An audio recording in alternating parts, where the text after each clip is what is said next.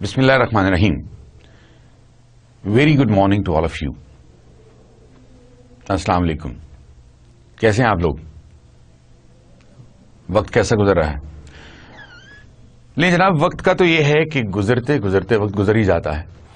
और आज हम अपने आखिरी 2 लेक्चर्स में से पहले लेक्चर को रिवाइज करने की स्टेज पर पहुंच गए हैं।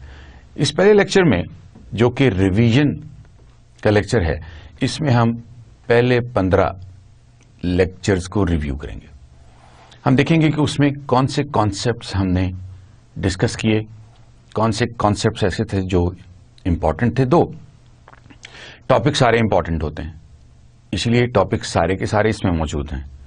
लेकिन चूंकि इतना टाइम नहीं है कि हम 15 के 15 लेक्चर्स को थॉरोली बैठ कर डिस्कस कर सकें, इसलिए उनके जो सेलिएंट पॉइंट्स हैं, इनके जो सेलिएंट फीचर्स हैं, आज हम सिर्फ वो डिस्कस करेंगे। और इंशाल्लाह फिर अगले लेक्चर में आपके साथ आखिरी दफ़ा मुलाकात होगी, उसमें हम इसके बाद के जितने लेक्चर्स भी हमने किए थे हम उनको डिस्कस करेंगे। तो चूंकि प्रीव्यू इसका हम ऑलरेडी प्रीव्यू ही कर रहे हैं, इसलिए इससे लास्ट लेक्चर का प्रीव्यू तो होगा नहीं। सिर्फ ये है, मैं आपको बता दूं कि ये जो 15 लेक्चर्स हैं, इनको 1 बाय 1 हम इसमें जो थोड़ा बहुत था, जो कुछ भी हमने यहाँ पर डिस्कस किया, उसको टच करते रहेंगे। थोड़ा सा उसको जहाँ थोड़ी सी डिटेल की ज़रूरत पड़ी वहाँ पर डिटेल भी कर लेंगे। और फिर इसके बाद आखिर में कोट ऑफ द डे, और इंशाल्लाह फिर आपसे इजाज़त लेंगे। सबसे पहले अगर आपको याद हो, जो पहला लेक्चर था उसमें ऑलमोस्ट सारे का सारा मेरा इंट्रोडक्शन था। और इंट्रोडक्शन के बाद कोर्स मॉड्यूल के बारे में कुछ चीजें थी, कोर्स ऑब्जेक्टिव्स के बारे में कुछ चीजें थी, प्रीरेक्स आपके क्या हैं इस कोर्स के लिए, उनको हमने थोड़ा सा डिस्कस किया था। तो हम वहीं से शुरू करते हैं, पहले लेक्चर से शुरू करते हैं और फिर साथ साथ डिस्कस करते जाएंगे। मेरे इंट्रोडक्शन के बाद वो आपके पास पहुंच चुका है, उसको दोबारा यहां पर रिपीट करने की जरूरत नहीं है। कोर्स ऑब्जेक्टिव्स पे आ जाते हैं।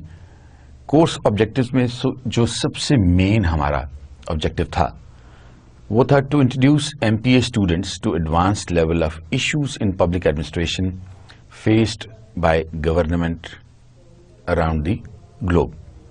2, हमने इश्यूज को पाकिस्तान के साथ रिलेट करना शुरू कर दिया था। लेकिन जाहिर है कि हम पब्लिक एडमिनिस्ट्रेशन को लिमिट नहीं कर सकते। हम ये नहीं कह सकते कि जी पब्लिक एडमिनिस्ट्रेशन जो है वो यहाँ पर इस तरह होगी, यहाँ पर इस तरह होगी, यहाँ पर इस तरह होगी। मिजाजों के मुताबिक ऐसा होता ज़रूर है, हम थोड़ी बहुत तब्दीलियाँ लेकर आते हैं, लेकिन जो उसकी बेसिक्स हैं वो हर जगह पर एक ही रहते हैं। इसीलिए बहुत सारी चीज़ों को हमने जनरली डिस्कस किया और बहुत सारी चीज़ों को इनमें से हमने स्पेसिफिकली डिस्कस किया with respect to our own country Pakistan.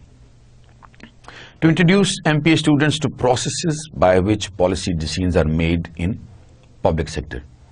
बहुत सारी चीजें हमने गवर्नेंस के बारे में आपके साथ डिस्कस की। पर्सनल मैनेजमेंट क्या होती है, गवर्नेंस किसे कहते हैं, फाइनेंस क्या चीज है, बजट कहाँ से आता है, पब्लिक एडमिनिस्ट्रेशन का प्रोसेस क्या है, पब्लिक एडमिनिस्ट्रेशन की थेरीज क्या हैं, पब्लिक एडमिनिस्ट्रेशन का दूसरे सब्जेक्ट्स के साथ ताल्लुक क्या है, वो सारी चीजें जो थी वो हमने डिस्कस की। और इसीलिए डिस्कस की ताकि आपको एक इसका पूरा ओवरव्यू भी मिल जाए और उसके साथ साथ जो इसके स्पेसिफिक टॉपिक्स हैं उनसे भी आपकी वाकफियत हो जाए। जो प्री रेक्विजिट्स से आपको मुझसे बेहतर प्री रेक्विजिट्स पता होंगे, क्योंकि जब आपने एक कोर्स लिया था तो आपको वो सारे के सारे प्री रेक्विजिट्स जो थे वो यूनिवर्सिटी की तरफ से मिल गए होंगे। बहरहाल उनको एक दफा दोहरा देते हैं।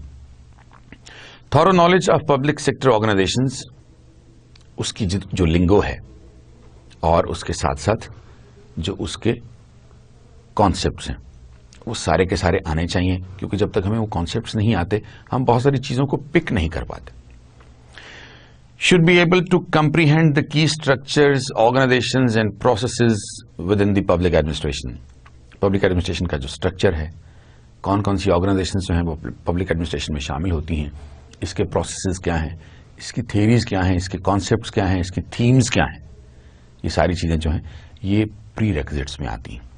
The history, scope and environment of public administration, ہمیں پتا ہونا چاہیے اس کی ہسٹری کیا ہے. اور آپ کو پتا ہوگا ہم نے سائنٹیفک مینجمنٹ سے لے کے, ہم نے 1887 سے لے کے آج تک جتنی بھی اس میں تھیریز یا کانسیپٹس آئے یا پیراڈائمز آئیں, ہم نے ان کے بارے میں ڈسکس کیا.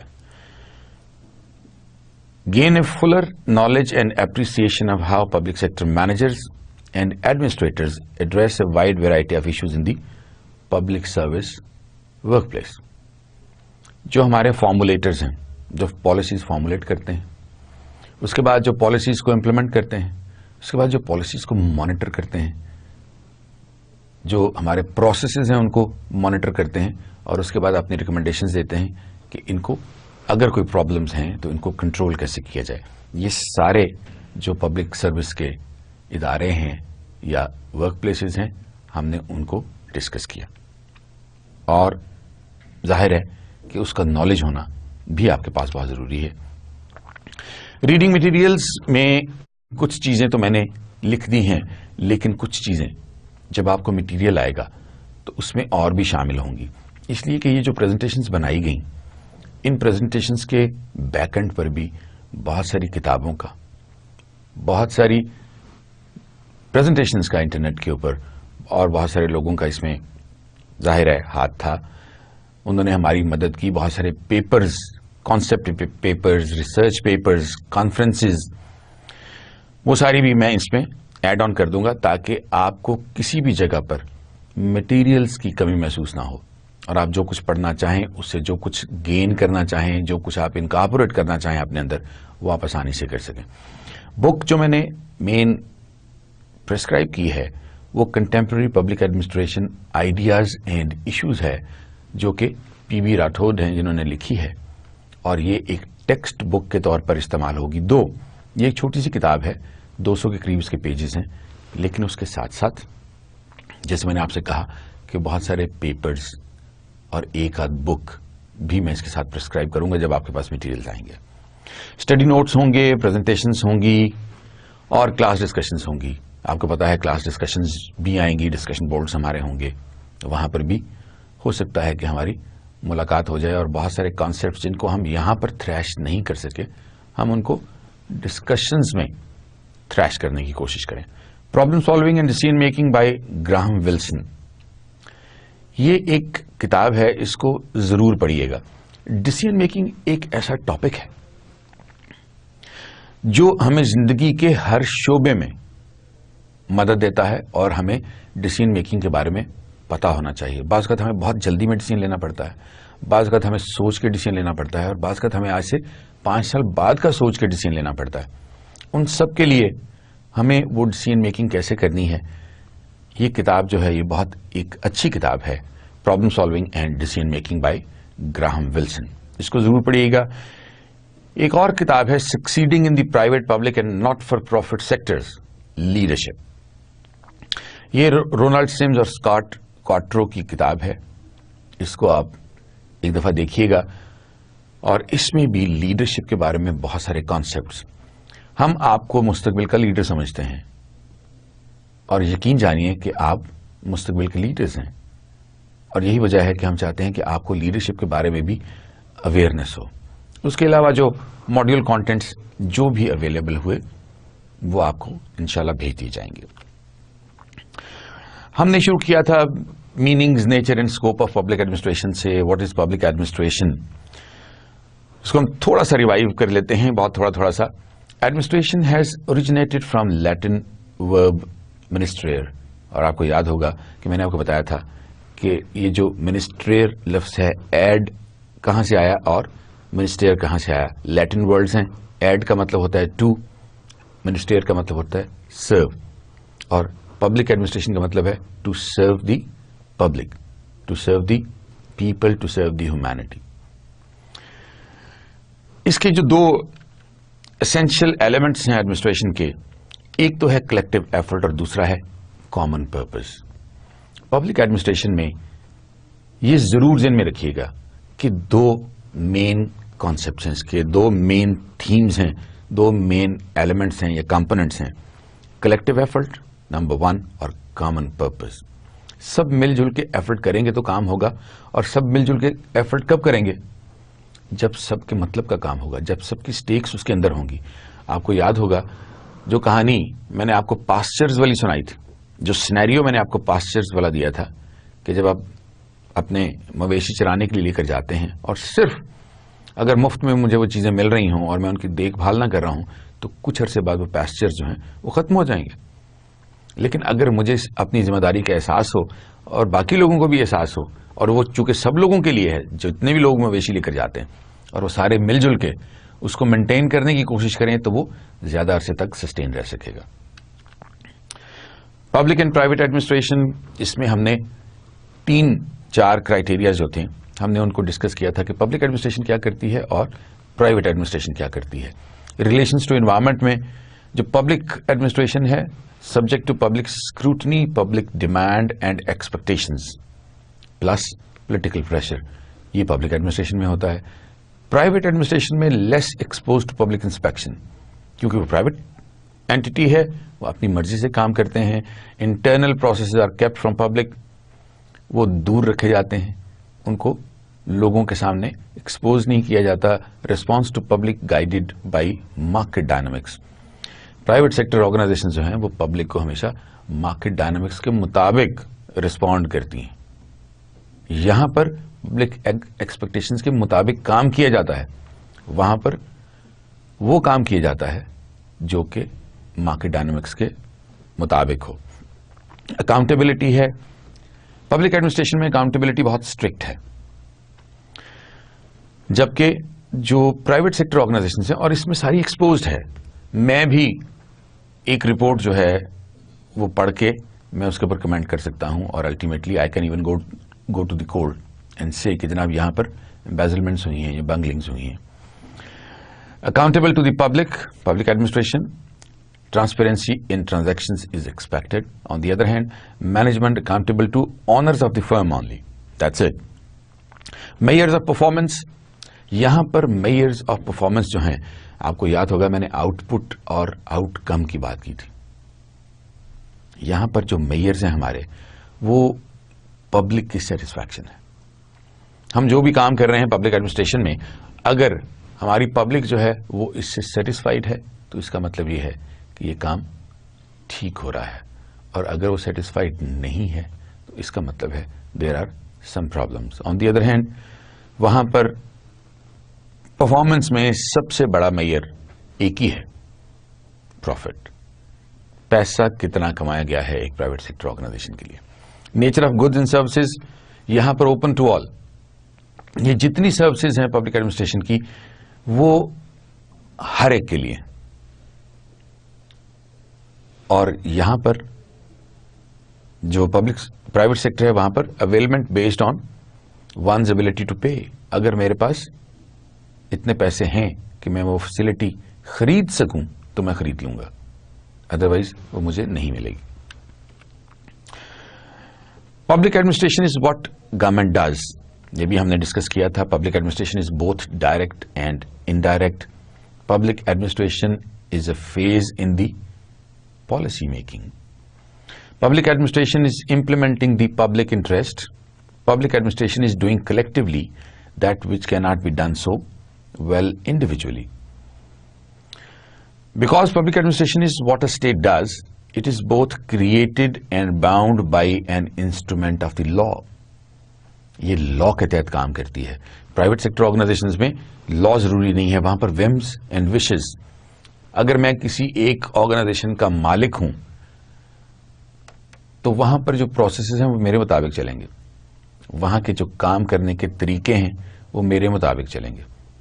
वहां पर लोगों को मैं किसी को प्रमोट कर दूं, किसी को डिमोट कर दूं, किसी को निकाल दूं या किसी को बगैर काम किए पैसे देता रहूं, that is my headache, not anybody else's. जबकि पब्लिक एडमिनिस्ट्रेशन में we are accountable for everything and anything we do. Public administration is the law in action, and public administration is regulation as well. Public administration के model क्या है? आपको याद होगा मैंने आपसे ABCDE के नाम से ये मॉडल शेयर किया था. A सबसे पहले असेसमेंट कि हम कहाँ थे और अब कहाँ हैं. पहले हमने ये देखना है कि माजी में हम कहाँ थे, तभी हम कंपेयर कर सकेंगे ना, where we were, where we are now. और उस असेसमेंट को देखने के लिए हम एनवायरनमेंट को स्कैन करते हैं, हम अपने कंपैटिटर्स का एनालिसिस करते हैं जिसको कंपैटिटर एनालिसिस कहते हैं, बैकग्राउंड इंफॉर्मेशन सारी जो है वो लेते हैं, सिचुएशन एनालिसिस करते हैं, दैट इज स्वॉट एनालिसिस, कि हमारे स्ट्रेंथ्स क्या हैं, हमारी वीकनेसेस क्या हैं, अपॉर्चुनिटीज क्या हैं और थ्रेट्स क्या हैं. फिर बेस लाइन पे आ जाते हैं. असेसमेंट्स में हमने देखा कि हमारे पास रिसोर्सेज क्या हैं, क्या थे, अब क्या हैं, और उनको मिला के अब हमारी रियलिटी क्या है, that is the base line. हम कहां पर हैं, हमारी इस वक्त स्ट्रेंथ्स क्या हैं, हमारी वीकनेसेस क्या हैं जो हमने पहले असेस की थी, अब वो बेस लाइन का हिस्सा बन गई हैं. फिर हम अपनी स्ट्रेंथ्स के मुताबिक अपॉर्चुनिटीज तलाश करने की कोशिश करेंगे, ये भी हमारी बेस लाइन है. फिर हम गैप्स तलाश करते हैं, कहाँ कहाँ प्रॉब्लम्स हैं, कहाँ कहाँ हम अपनी वीकनेसेस को ओवरकम कर सकते हैं और स्ट्रेंथ्स को मजीद बेहतर कर सकते हैं. फिर हम कंपोनेंट्स पे आ जाते हैं. कंपोनेंट्स में हमारा मेन विजन और मिशन, सबसे पहले कि हमारा विजन क्या है, उसके बाद हमारा मिशन क्या है, हमारे पास टेक्नोलॉजी कैसी है, हमारी फिलॉसफी ऑर्गेनाइजेशन की कैसी है, हमारा पब्लिक इमेज कैसा है, हम किन तरीकों से ये सारे काम कर रहे हैं, और हमारा सोशल रिस्पॉन्सिबिलिटी एलिमेंट इसमें क्या है. ये सारी चीज़ें देखी जाती हैं, वैल्यूज़ देखी जाती हैं. हमारे मेन ऑब्जेक्टिव्स क्या हैं, हमने कौन से ऑब्जेक्टिव्स अचीव करने हैं, आज से 25 साल बाद के हमारे ऑब्जेक्टिव्स क्या हैं, और उनको अचीव करने के लिए आज हमें क्या करना है. उसके बाद जब कंपोनेंट्स के बाद हम आ जाते हैं डाउन टू स्पेसिफिक्स. अब स्ट्रेटजी का जिक्र आ गया, अब परफॉर्मेंस का जिक्र आ गया, what we are putting in and how.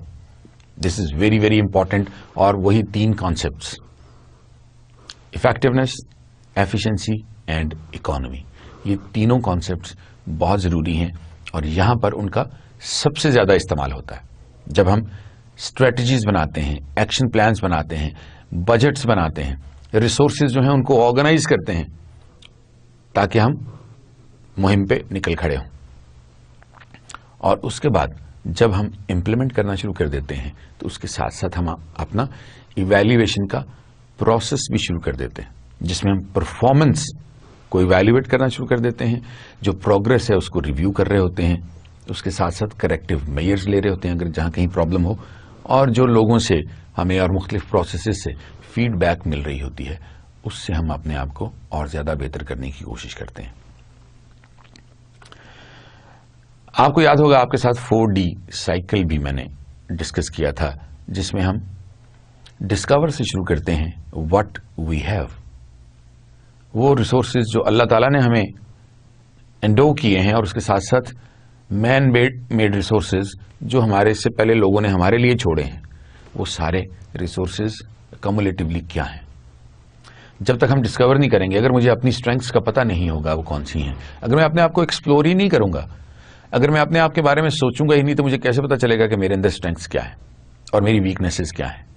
यहां पर भी डिस्कवर करना ऐसा ही है कि मुझे पता चल जाएगा कि मेरे पास ये रिसोर्सेज हैं, इन रिसोर्सेज से मैं ये वाले काम जरूर कर सकता हूं, लेकिन ये काम नहीं कर सकता इसलिए कि वो रिसोर्सेज मेरे पास नहीं है. जब हम डिस्कवर कर लेते हैं फिर हम ड्रीम करते हैं कि हमारे पास इतने रिसोर्सेज के साथ मैं आज से 20 साल बाद मुझे कहां होना चाहिए.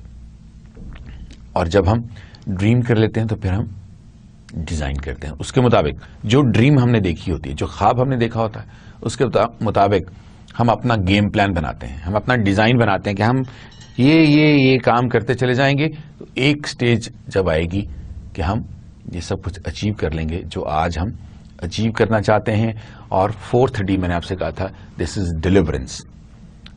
جو سب سے امپورٹنٹ ہے، ڈیزائن پلان ہم نے کر لیا، لیکن پلان کے ساتھ ساتھ اس کی امپلیمنٹیشن اس سے بھی زیادہ ضروری ہے، کیونکہ پلان تو صرف خواب تھا، اس کو ریالٹی میں لانے کے لیے ہمیں ڈیلیور کرنا بہت ضروری ہے. اور یہ چاروں چیزیں میں نے آپ سے کہا تھا there is another D which is called the fifth D, اور ففتھ ڈی ہے ڈیسٹنی. اگر ہم یہ ڈسکوری ٹھیک ہو ہماری، ہم نے ڈریم اس ڈسکوری کے مطابق اچھا کیا ہو، ہم نے ڈیزائن بہت اچھا بنایا ہو، اور پھر اس کے بعد امپلیمنٹیشن بہت اچھی کی ہو، تو ڈیسٹنی ہماری اچھی ہوگی. پھر اس کے بعد ہم اگلے چیپٹرز میں ہم نے ایویلویشن آف پبلک ایڈمنسٹریشن کے بارے میں، اس کی فیزز کے بارے میں، اس کے پیریڈز کے بارے میں پڑھا. آپ کو یاد ہوگا کہ ہم نے 1887 سے شروع کیا، سائنٹیفک مینجمنٹ سے شروع کیا. ہم نے کہا جی اس وقت پبلک ایڈمنسٹریشن ہوتی تھی. پبلک ایڈمنسٹریشن کے بعد نیو پبلک ایڈمنسٹریشن آ گئی. نیو پبلک ایڈمنسٹریشن میں چلتے چلتے چلتے چلتے ہم نیو پبلک مینجمنٹ میں آ گئے. نیو پبلک مینجمنٹ کے بعد ہم نے گورننس میں قدم رکھا، اور گورننس کے بعد reinventing government was the part of it.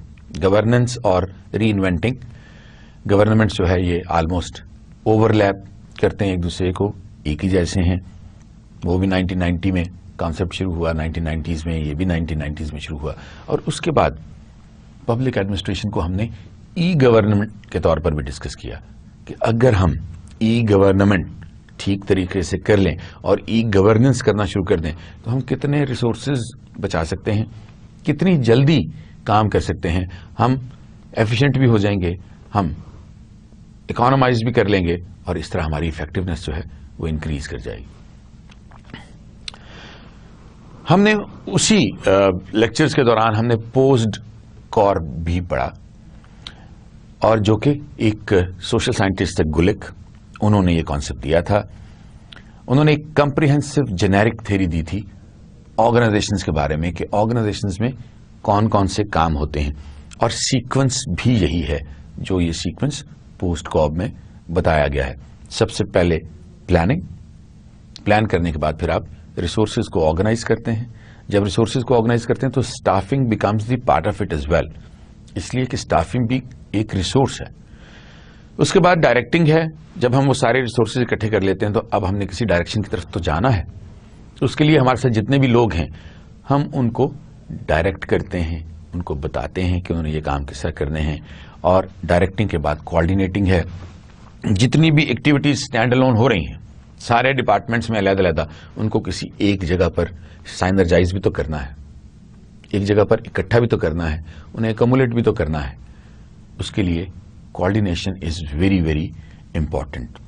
Coordination کے بعد رپورٹنگ، کہ ہم وہ سب کچھ رپورٹ کرتے چلے جائیں، لکھتے چلے جائیں، وہ پروسیسز لکھتے چلے جائیں، جو پرابلمز آ رہی ہیں، جو ہکپس آ رہی ہیں ان کو لکھتے چلے جائیں، تاکہ ہمارے بعد کے آنے والے لوگ بھی اور ایون ہم بھی ان غلطیوں سے سبق سیکھیں اور آئندہ وہ غلطیاں نہ دہرائیں. اور سب سے آخر میں بجٹ، اگین ویری امپورٹنٹ. آپ کو یاد ہوگا کہ بجٹ کے بارے میں فائنینشیل ایڈمنسٹریشن میں ہم نے ڈسکس کیا تھا کہ بجٹ کی اہمیت کیا ہے.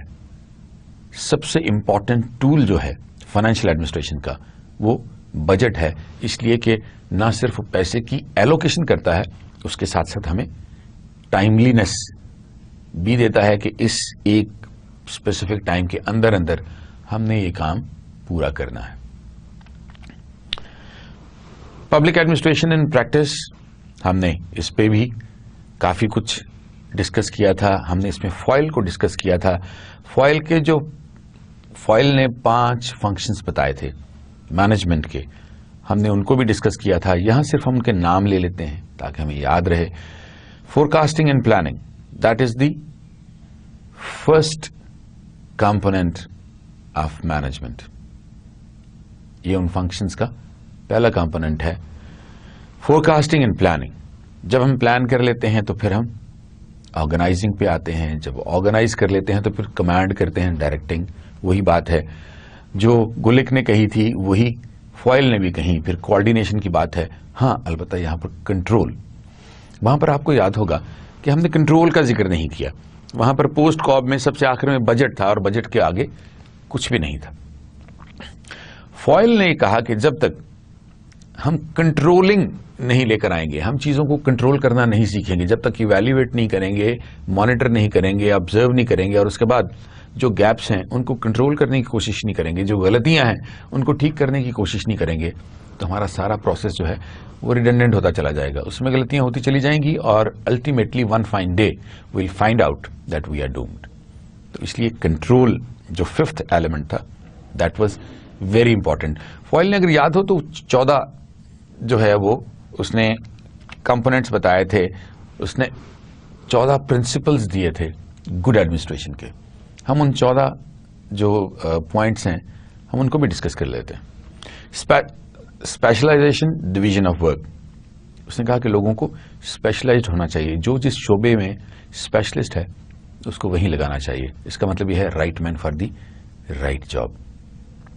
Authority with corresponding responsibility. ہم نے یہ بھی ڈسکس کیا ان لیکچرز کے دوران کہیں کہ authority without responsibility and responsibility without authority are redundant ideas. They don't give you anything. Authority without responsibility you can play havoc with everything, and responsibility without authority you are helpless. Nobody will even bother to ask anything from you.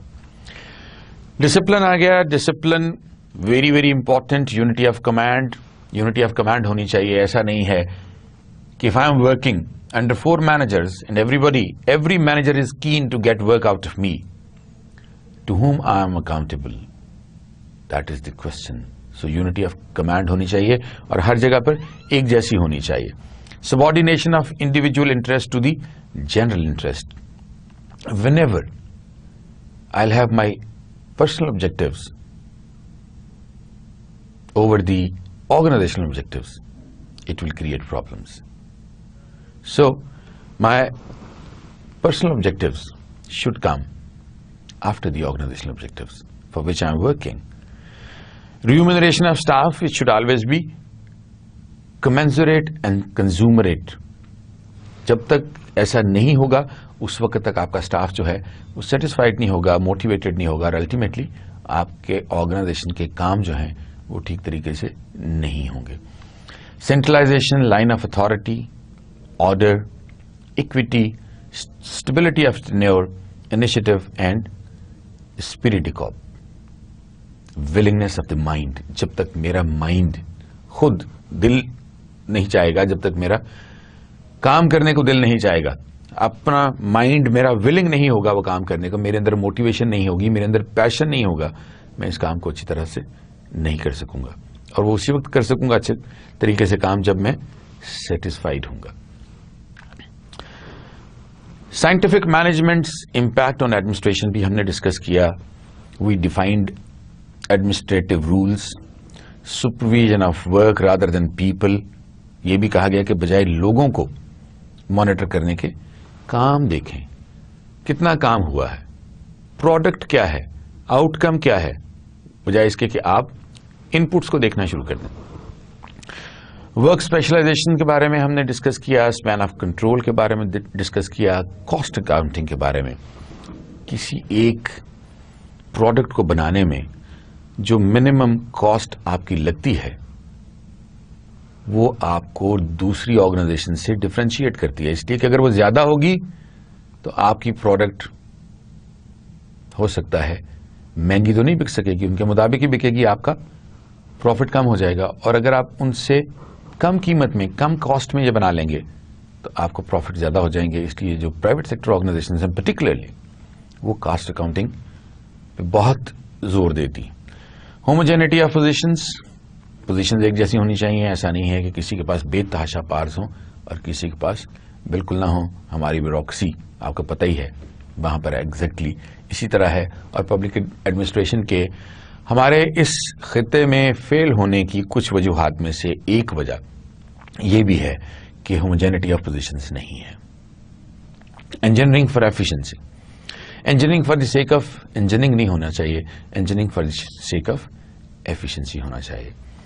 Assembly line production and emphasis on quality control, یہ ساری چیزیں ہم نے discuss کی. Strategic management in public administration, ہم نے strategic management کے بارے میں پڑھا, ہم نے اس کے پروسیس کے بارے میں پڑھا. آپ کو اگر اس کا پروسیس یاد ہے تو بہت اچھی بات ہے. ہم اس کو تھوڑا سا دہرا لیتے ہیں کہ سب سے پہلے ہم انوائرمنٹل اسکیننگ کرتے ہیں. انوائرمنٹل اسکیننگ کے بعد اسٹریٹجی فارمولیشن آتا ہے. اسٹریٹجی فارمولیشن کے بعد اسٹریٹجی امپلیمنٹیشن آتا ہے, اور اسٹریٹجی امپلیمنٹیشن کے بعد ایویلویشن اینڈ کنٹرول آتا ہے. اور اس میں جو پلانز ہم بناتے ہیں ان کی اپنی ایک افادیت ہے, ایک سگنیفیکنس ہے, ایک امپورٹنس ہے. اور وہ اس لیے ہے کہ جب تک پلان اچھا نہیں ہوگا آپ ایک اچھی اسٹریٹجی نہیں بنا سکیں گے. اسٹریٹجی اچھی نہیں ہوگی تو آپ کی امپلیمنٹیشن اچھی نہیں ہوگی. آپ کی امپلیمنٹیشن اچھی نہیں ہوگی تو الٹیمیٹلی آپ کی آرگنائزیشن کو لاس ہونا شروع ہو جائے گا. ہم نے یہ بھی اس میں پڑھا تھا کہ ہمیں اسٹریٹجیکلی پلان کیوں کرنا چاہیے, اور ہم نے سگنیفیکینس آف پلاننگ کے بارے میں بھی پڑھا تھا. ہم نے ٹائپس آف پلانس کے بارے میں بھی پڑھا تھا. ہم نے یہ بھی پڑھا تھا کہ plans should be understandable, quantifiable and achievable. ہم نے یہ بھی پڑھا تھا کہ کانٹیجنسی فیکٹرز ان پلاننگ کیا ہوتے ہیں اور انہیں کس طرح ڈیولپ کیا جاتا ہے. پلاننگ کی ہیزلٹس کیا ہیں, ریجڈیٹی اور فلیکسیبلٹی, ان میں سے کیا چیز ہونی چاہیے. کیا پلانس کو ریجڈ ہونا چاہیے یا فلیکسیبل ہونا چاہیے, کہاں ریجڈ ہونا چاہیے اور کہاں فلیکسیبل ہونا چاہیے. Setting a goal is not the main thing. It is deciding how you will go about achieving it and staying with that plan. صرف گول سیٹ کر لینا کافی نہیں ہے. اس کے لیے پھر پلان بنانا, اور پلان بنا کے پھر اس پلان کے مطابق اپنے آپ کو اس میں انویسٹ کر دینا. اچھی ایڈمنسٹریشن جب تک نہیں ہوگی اس وقت تک آپ کا پلان جو ہے وہ کامیاب نہیں ہوگا. So implementation again is an integral component of strategic management. یہ جو ایک سینیریو ہم ڈسکس کر رہے تھے اور کرتے رہے, جہاں ہم نے کہا تھا کہ where we are, where we want to go and how we'll go there, اس کے بارے میں ہم نے یہ ٹیمپلیٹ بھی ڈسکس کی تھی جس میں ہم نے کنڈیشن اے اور بی, پہلے کیا ہوتا تھا اب کیا ہے, یاد ہے نا آپ کو. پہلے پرسنل پاور ماڈل ہوتا تھا, اب کولیبوریشن ہے. پہلے سیلو تھنکنگ ہوتی تھی, ٹاور کے اندر اسٹینڈ الون, خود اکیلے, کسی کو اس میں شامل نہیں کرنا. اب سسٹمز تھنکنگ آ گئی, ہر چیز کو اس میں انکمپس کرنا شروع کر دیا گیا. پہلے ری ایکٹیو تھی ہماری پلاننگ, پھر پرو ایکٹیو ہوگی, آج کل پرو ایکٹیو ہے. پہلے نیڈز بیسڈ ہوتی تھی, اب اسٹرینگس بیسڈ ہے. پہلے لاجیکل ہوتی تھی, اب کریٹو بھی ہے ساتھ ساتھ. لاجیکل تو ہے ہی, لاجیکل کے بغیر تو چارہ ہی نہیں ہے, لیکن جب تک ہم کریٹو نہیں ہوں گے دنیا ایوالو تو نہیں ہوگی, ایوولوشن تو نہیں آئے گی. ایوولوشن تو اسی وقت آئے گی جب ہم کریٹو ہوں گے. پاسٹ ریفرنسڈ تھا پہلے جو کانسیپٹ تھے, اب فیوچر اورینٹڈ ہے کہ آج سے 25 سال بعد ہم نے کہاں پہنچنا ہے. پہلے انڈیپینڈنٹ تھے, اب انٹر ڈیپینڈنٹ ہیں. پہلے ہر یونٹ انڈیپینڈنٹلی کام کر رہا ہوتا تھا, اب ہم نے ان میں سنرجی کریٹ کر کے ان کو انٹر ڈیپینڈنٹ کر دیا ہے. پہلے ان پٹ آؤٹ پٹس کی بات ہوتی تھی, اب ریزلٹس اور آؤٹ کمس کی بات ہوتی ہے.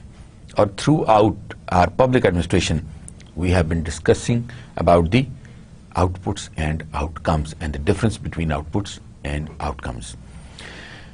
پہلے میکنسٹک وے تھا, اب لرننگ آرگنائزیشن جو وقت کے ساتھ ساتھ نئی جو ہے ٹیکنالوجی کو اڈاپٹ بھی کرتی ہیں, نئے رولز ریگولیشنز کو بھی اڈاپٹ کرتی ہیں, نئے کلچر کو اڈاپٹ کرتی ہیں, نئی ٹریڈیشنز بناتی ہیں, اور اس کے ساتھ ساتھ اپنے لوگوں کو ڈیولپ کرتی ہیں تاکہ وہ جو نئے چیلنجز فیوچر میں آنے والے ہیں ان کو بہتر طریقے سے فیس کر سکیں.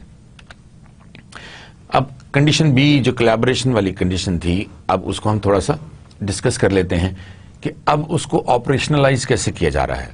Collaboration, joint effort, co ownership پہلے ہی بات کر چکے ہیں. Systems thinking, taking everything into the fold, mental frame and mapping, proactive, acting beforehand, strengths based, ہمیں پتا ہے ہماری انٹرنل اور ایکسٹرنل نیڈس کیا ہیں, انٹرنل ایکسٹرنل انوائرمنٹس کیا ہیں, ہماری اسٹرینگس کیا ہیں, ہماری ویکنیسز کیا ہیں, اور مارکیٹ میں اپرچونیٹیز کیا ہیں, اور وہ کون سے تھریٹس ہیں which are looming large on our heads. Creative ideas نئے نئے جنریٹ ہو رہے ہیں. فیوچر اورینٹڈ ہم فور کاسٹ کرتے ہیں کہ آج سے 10 سال بعد ہماری آرگنائزیشن اگر اس طرح چلتی رہی تو فلاں جگہ تک اس کو پہنچ جانا چاہیے. پھر اس پر ہم کام بھی کرتے ہیں. انٹر ڈیپینڈنٹ ہیں, پہلے ڈیپینڈنٹ ہوتے تھے, اب ہم انٹر ڈیپینڈنٹ ہو گئے ہیں. نہ صرف انٹرنلی بلکہ ایکسٹرنلی بھی انٹر ڈیپینڈنٹ ہو گئے. ہم نے کولیبریٹو ایفرٹس کی طرف بڑھنا شروع کر دیا ہے. اسٹینڈ الون ایفرٹس جو ہیں اب ہم نے کم کر دی ہیں. ریزلٹس کی بات ہوئی تھی, آؤٹ کمس کی بات ہوئی تھی کہ آؤٹ پٹ میں اور آؤٹ کم میں فرق کیا ہے, اور پھر لرننگ آرگنائزیشنز کی بات ہوئی تھی کہ learning organisations they encourage seeing one's work as part of the whole. جب تک پورا پروجیکٹ آپ کا کامیاب نہیں ہوگا کسی ایک بندے کی محنت سے اس میں کوئی فرق نہیں پڑے گا.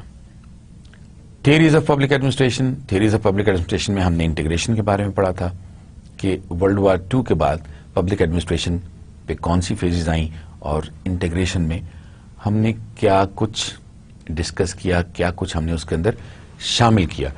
The scope of their role and concerns changed from that of being responsible for the traditional planning, organizing, staffing, reviewing and budgeting activities to a much broader change. Public administrators realized that study of the organization should encompass the study of human behavior, and study of budgeting should include the study of theory as well as practice. یہ وہ دور تھا جب scientific management سے humanistic management کی طرف ہم قدم بڑھا رہے تھے. پھر ہم نے نیو پبلک مینجمنٹ کے بارے میں بہت ساری چیزیں ڈسکس کی. The idea of new public management and reinventing government were essentially born out of the continuing search for solutions to economic problems in 1970s and to produce a government that works better but costs less. اب یہاں پر وہی effectiveness, efficiency اور economy اس کا بہت زیادہ تذکرہ ہونا شروع ہو گیا, اور ہم نے چیزوں کو ان تینوں کانسیپٹس کے ارد گرد بلڈ کرنا شروع کر دیا. ری انوینٹنگ گورنمنٹس ہم نے ڈسکس کیا تھا. The idea of reinventing governments was advanced by Osborne and Gabler in 1992. Their concept of new public management was sparked by the use of business model prescriptions for government, that is, using private sector innovations, resources and organizational ideas to improve the public sector. پھر ہم نے ری engineering organisations کے بارے میں بھی ذکر کیا تھا. Another similar movement was re-engineering organizations. This term was coined by Michael Hammer in 1990. اور اس نے کہا کہ re-engineering offers an approach for improving performance, effectiveness and efficiency of the organization regardless of the sectors in which they are operative. Organization and its principles were discussed as well. اس کے characteristics بھی discuss ہوئے. یہاں ہم ان کے characteristics جو ہیں ہم ان کو ایک نظر پھر دیکھ لیتے ہیں کہ جو امپورٹنٹ فیچرز ہیں یا کریکٹرسٹکس ہیں ایک اچھی آرگنائزیشن میں, اس کا سب سے پہلا جو فیچر ہے that is membership. People have to become formal members of an organization to create an impact, to create an identity, to go for collective working. اس کے بعد تھا کانشیسلی پرپسو. جب بھی ہم کوئی بھی آرگنائزیشن بناتے ہیں, کوئی بھی اکومولیشن کرتے ہیں لوگوں کی, تو اس میں کوئی نہ کوئی ایک ایسا پرپز ہونا چاہیے جو ہماری آرگنائزیشن کو دوسری آرگنائزیشن سے ڈفرینشیٹ کر سکے. فارمل اسٹرکچر ہونا چاہیے, اس میں کوئی سیکنڈ اوپینین نہیں ہے. الوسو ہونا چاہیے ان دی وے کہ یہ دوسروں سے ڈفرینٹ نظر آنی چاہیے. الوسو کا مطلب ہرگز یہ نہیں ہے کہ ہم لوگوں سے اپنے آپ کو دور کر لیں. یہاں الوسو سے مراد یہ ہے کہ ہم ڈفرینشیٹڈ نظر آئیں, ہماری اپنی ایک آئیڈینٹی نظر آئے کہ اچھا آپ فلاں آرگنائزیشن میں کام کرتے ہیں, بہت اچھی آرگنائزیشن ہے. تو یہ وہ الوسونیس ہے. اور پھر کارپوریٹ اسٹیٹس کی آرگنائزیشن جو ہیں they should work as corporates as well. Organisation کا ہم نے پڑھا تھا common goal is an essence of an organisation. Modern society is a complex structure. The people who work together is known as organization. It is a forum of every human association for the attainment of a common goal. Weber defined organization as a corporate group. Its orders are enforced by the specific individuals and the focus is on legitimate integrations of all the parts of the organization. Grouping is given top priority. Individuals to whom the functions are entrusted come later. پہلے group بنتا ہے اور اس کے بعد کون کون سے لوگوں کو کیا کیا کام سونپنے ہیں یہ بات کی بات ہے. Organizations are social units. Human groupings deliberately constructed are reconstructed to seek specific objectives or goals or sub-goals. Organizations are social institutions. They are natural communities and they are called as social systems. پھر ہم نے management process کے بارے میں بھی discuss کیا کہ management process کیا ہے. Planning, organising, staffing, directing and finally controlling. یہ وہ پروسیسز ہیں جو کہ مینجمنٹ پروسیس کے ہیں.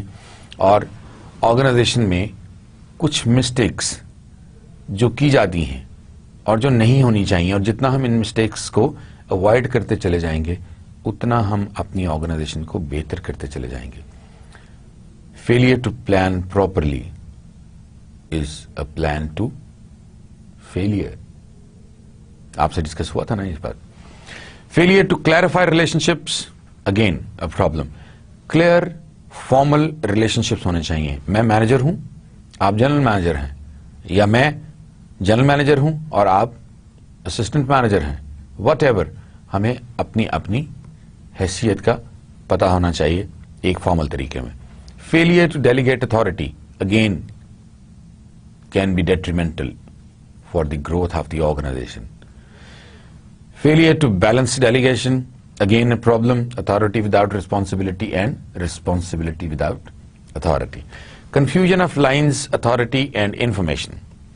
لائن میں کتنے لوگ ہوں گے, ان تک انفارمیشن کیسے جائے گی, اور ان کی اتھارٹی کا لیول کیا ہوگا, اور کون کون سے لوگ آتھورائزڈ ہوں گے ان کو ان سے انفارمیشن لینے کے اور ان سے اکاؤنٹیبلٹی لینے کے.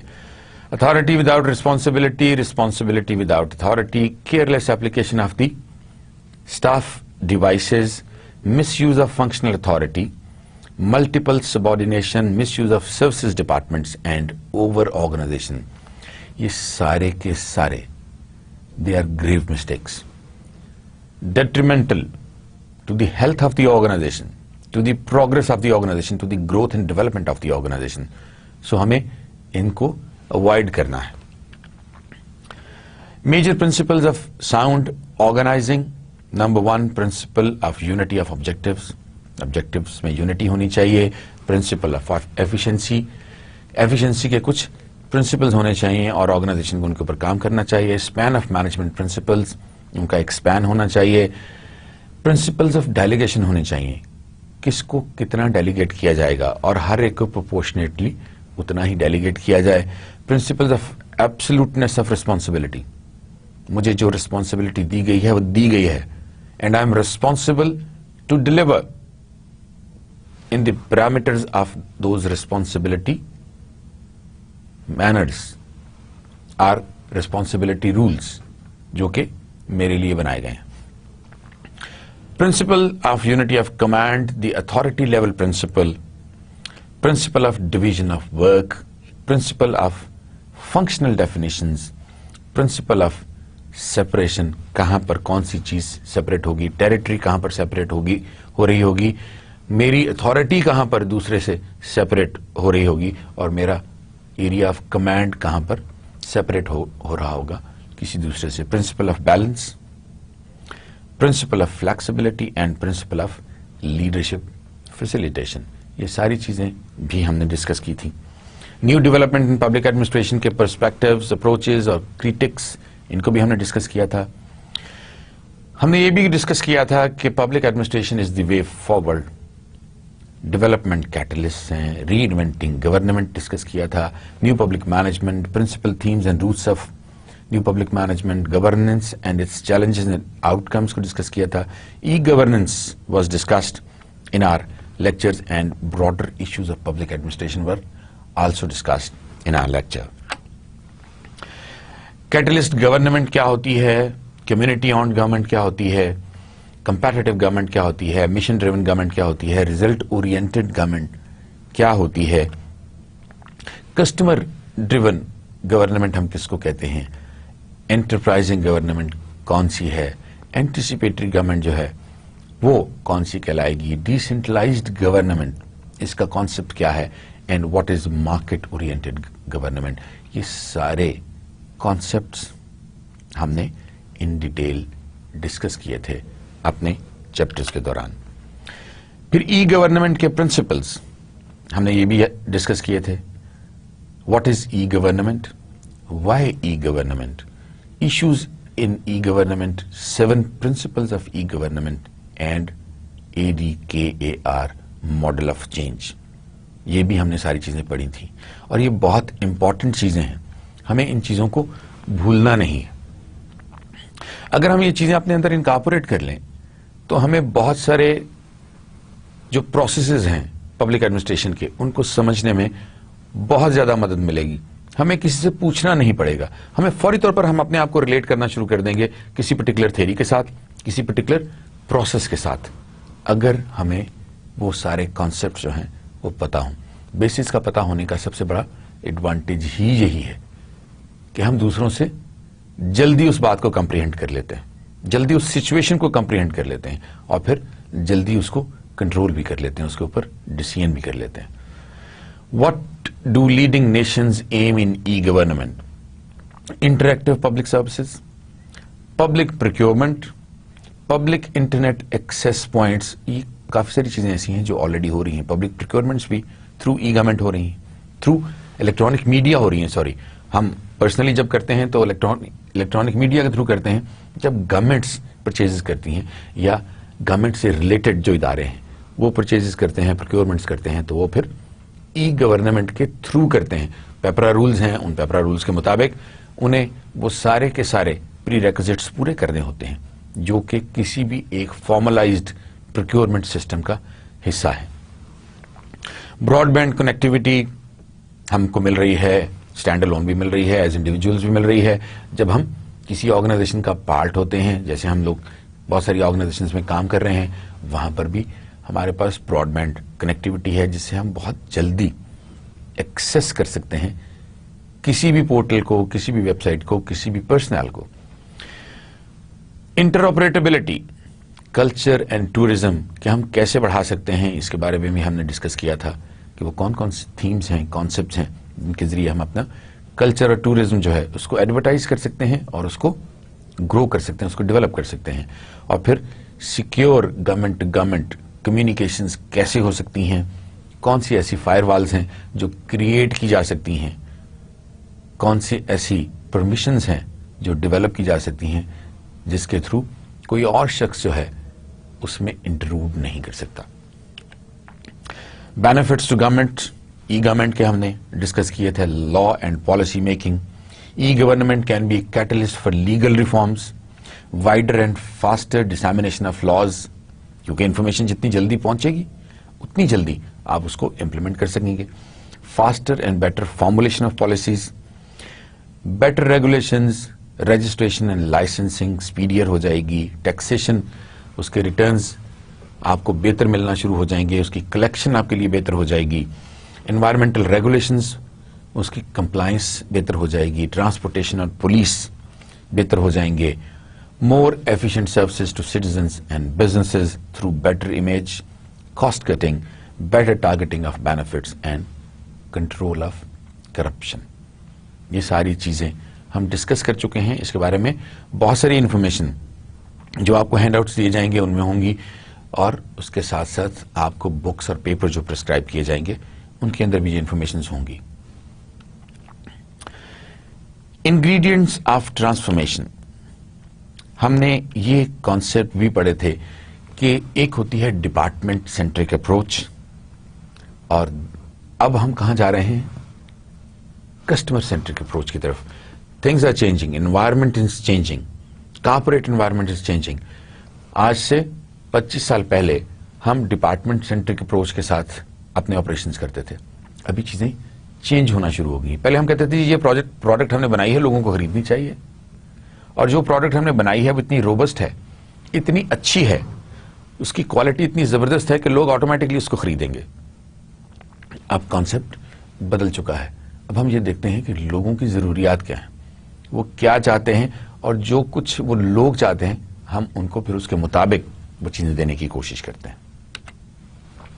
Process orientation. पहले हम प्रोसेस ओरिएंटेशन पे काम किया करते थे और अब सर्विस ओरिएंटेशन है.